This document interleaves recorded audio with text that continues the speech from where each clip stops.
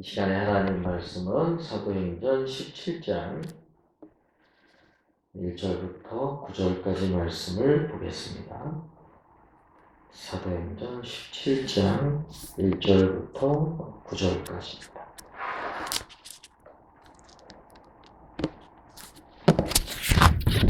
천천히 같이 읽도록 하겠습니다.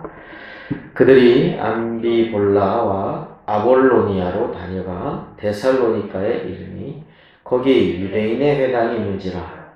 바울이 자기의 관례대로 그들에게로 들어가서 새 안식일에 성경을 가지고 강론하며 뜻을 풀어 그리스도가 해를 받고 죽은 자 가운데서 다시 살아나야 할 것을 증언하고 이르되 내가 너희에게 전하는 이 예수가 곧 그리스도라 하니 그 중에 어떤 사람 곧 경건한 헬라인의 큰 무리와 적지 않은 귀고인도 권함을 받고 바울과 실라를 따르나 그러나 유대인들은 시기하여 저자의 어떤 불량한 사람들을 데리고 때를 지어 성을 소동하게 하여 야손의 집에 침입하여 그들을 백성에게 끌어내려고 찾았으나 발견하지 못하며 야손과 및 형제들을 끌고 읍장들 앞에 가서 소리질러 이르되 천하를 어지럽게 하던 이 사람들이 여기도 이르매 야손이 그들을 맞아 들였도다.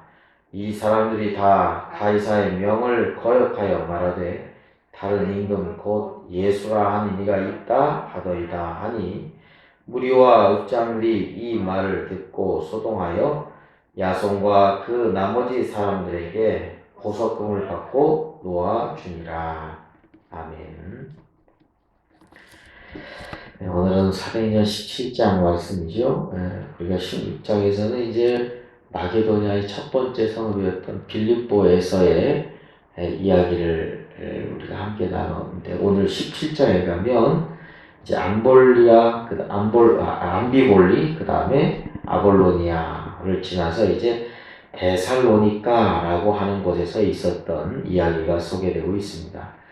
여기에 데살로니가에서는 한 3주 정도 머물면서 이제 성경을 통해서 예수 그리스도의 복음을 증거했는데 뜻밖에도 오늘 말씀을 보면 4절에 보면 경건한 헬라인의 큰 무리와 적지 않은 귀고인도 권함을 받고 바울과 실라를 따르나 했습니다.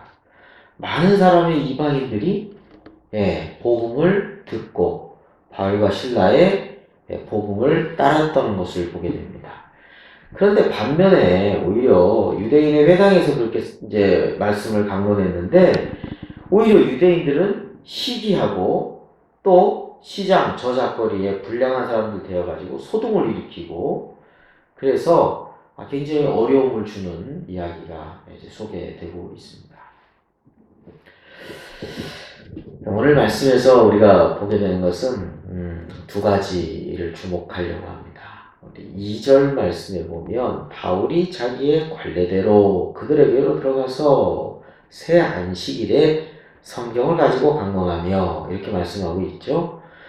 이 관례대로라고 하는 것은 이제 어느 곳에 가면은 항상 사도 바울은 유대인의 회당에 가서 구약을 통해서 예수 그리스도가 오신다는 것을 그리고 예수님이 우리를 위해서 죽으셨다라고 하는 복음을 증거했습니다. 네. 이것이 항상 관례가 됐어요. 어느 곳에 가든지 간에 회당에 들어갑니다. 그리고 예수님을 증거하려고.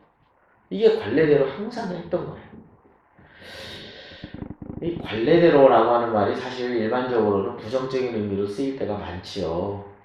관례대로 하는 것은 틀에 박힌 어떤 일 또는 식상하다 뭐 이런 좀 부정적인 일을 가지고 있죠. 매너리즘과 비슷한 의미를 가지고 있습니다만 저는 여기서 볼 때 이 관례대로 가는 것은 오히려 긍정적으로 어떤 우직한 믿음, 신실한 믿음을 의미하는 의미인가 그런 것을 뜻하지 않는가 싶습니다.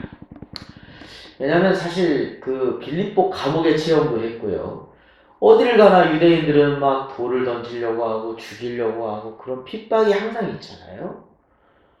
근데 그럼에도 불구하고 이 유대인의 회당에 가면은 또 유대인들이 시기하고 자기에게 어떤 해를 끼칠 수도 있음을 알고 있는데도 불구하고 그래서 나는 다시 그곳에 가서 복음을 전해야지. 이건 어떤 면에서 어떤 환경에도 나는 흔들리지 않고 이 길을 쭉 가겠다라고 하는 우직한 믿음을 뜻한다고 볼 수 있습니다. 그러한 우직한 믿음이 어떨 때는 희생이고 핍박이고 고통으로 다가와도 자기는 자기 사명을 위해서 끝까지 그 길을 변함없이 가겠다는 겁니다. 그래서 바울이 자기의 관례대로 그들에게로 들어가서 알고 있어요. 예, 이 길이 어떤 면에서 굉장히 어려움이라는 것을 알고 있습니다. 이 뒤에 보면은 예수를 다른 임금 섬긴다 해가지고 당시에 로마 가이사의 명을 어긴 거다 해가지고 고소를 당하듯이 굉장히 어려움을 당하죠. 물론 피했습니다만 굉장히 어려움을 당해요. 자기와 함께 했던 야손이라는 사람도 굉장히 어려움을 당하고 있는 것을 보게 됩니다. 이런 어려움이 있다는 것을 알고 있음에도 불구하고 나는 이 복음을 전하겠다 라고 하는 그 길을 쭉 가고 있는 거죠. 어떤 성실한 믿음, 우리에게 도전을 준 메시지가 아닌가 싶습니다. 두 번째로는 이 3절 말씀을 보면 뜻을 풀어 그리스도가 해를 받고 죽은 자 가운데서 다시 살아날 것을 증언하고 이르되 내가 너에게 전하는 이 예수가 곧 그리스도라 하니 예수입니다. 자, 성경을 가지고 새 안식일을 강의했다는 것은 안식일이 3번이면 이제 7일이 3번이니까 21일 동안 데살로니가에서 성경을 강론합니다. 근데 우리가 성경을 볼 때 보면 참 대부분의 사람들이 그냥 성경을 나 1년에 뭐 삼독했습니다. 또는 뭐 그냥 이렇게 몇 장 읽었습니다. 이렇게 가는데 그래서 중요한 것은 그 뜻을 몰랐을 때는 의미가 없다는 겁니다. 이 뜻을 알아야 돼요. 그 뜻을 풀어주는 게 필요하죠. 엠마오로 가는 두 제자가 구약을 몰랐겠어요? 알지요. 구약에 나타난 예수 그리스도를 모르는 거예요. 그냥 읽은 거예요. 뜻을 모르는 거예요. 예수님께서 누가복음 24장에 보면 성경을 풀어주시죠. 이런 구절이 나와요. 구약에서 예수 그리스도께서 어떻게 메시아가 고난을 받고 그 고난이 그냥 의미가 아니라 우리를 위해서 고난받는 것을 자세히 설명하시고 성경에 보면 이렇게 나와요. 예수님이 엠마오로 가는 두 제자에게 자세히 설명하시고 이렇게 나와요. 하나하나 설명해 주는 거죠. 그랬더니 예수님이 떠나고 나서 우리에게 성경을 풀어주실 때 우리 마음이 뜨겁지 아니하느냐. 그렇게 말씀하고 있거든요. 그래서 성경을 잘 풀어주면 그 속에서 예수 그리스도를 알게 되면 성령의 역사가 나타나게 되고 어떤 확신 있는 믿음이 된다는 거죠. 성경은 성령의 검입니다. 그래서 하나님 말씀을 우리가 잘 이렇게 이해하고 듣게 되면 성령의 검이 우리의 마음을 갖다가 이렇게 인도해요. 이건 죄다. 이건 잘못된 길이다. 또는 이것이 너희가 마땅히 행할 길이다. 라든지 하나님의 말씀의 진리가 우리 안에 들어오게 됩니다. 그래서 사탄의 거짓된 것들, 그런 유혹들을 물리칠 수가 있습니다. 뿐만 아니라 성경은 하나님의 감동으로 돼서 성경을 읽으면 성령의 감동이 있어요. 그래서 하나님 말씀을 우리가 그냥 읽는 게 아니라 잘 그 뜻을 풀어서 이해하는 게 참 필요합니다. 이 빌립도 그랬죠. 에디오피아 내시가 에디오피아의 그 국고를 맡은 사람이었죠. 여왕 간다리의 내시였는데 아니 이사야서 53장의 두루마리를 읽는데 아무리 봐도 모르겠는 거예요. 근데 빌립이 그걸 하나하나 이제 설명해 주죠. 그랬더니 나는 여기서 이제 뭐 세례를 받겠다 해서 그래서 세례를 바로 받지 않습니까? 그게 성경을 우리가 하나하나 이렇게 풀어주는 게 참 필요해요.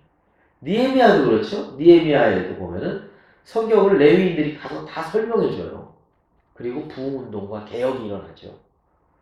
그래서 다른 게 아닌 것 같아요.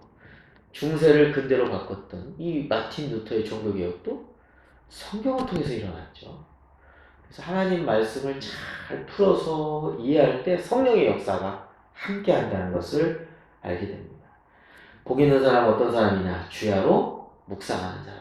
그래서 우리가 어떻게든지 간에 하나님 말씀을 주야로 묵상하고 그 뜻이 무엇일까를 마음판에 새기고 이런 것들이 우리를 참된 복된 길로 인도하는 것을 보게 됩니다. 오늘 말씀에 사도행전 17장 말씀 데살로니가에서의 3주간의 이야기인데 바울은 관례대로 어떤 일이 있어도 때로는 그만두고 싶겠죠. 감옥도 가야 되고 핍박도 받아야 되고 어떨 때는 막 폐형도 맞고 감옥에 갇히고 죽음의 고비도 있고 엉뚱당도 안 하는 오해도 받게 되고 지금 또 오해받아가지고 또 로마 황제가 이제 한 명만 섬겨야 되는데 다른 임금 예수를 전한다 이런 소리를 통해서 지금 또 어려움을 당하잖아요. 밑에 보면 별별 이야기들이 다 있어요.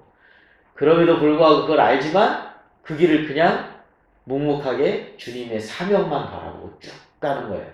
하나님의 말씀과 하나님의 뜻이면 그냥 쭉 가는 거예요. 상황과 상관없이. 어떤 우직한 믿음. 오늘 말씀을 잘 또 풀어서 그 말씀을 마음판에 새기고 그 말씀으로 성령의 인도하신 가운데 살아가는 우리의 삶이 되기를 주님의 이름으로 축원합니다. 기도하겠습니다.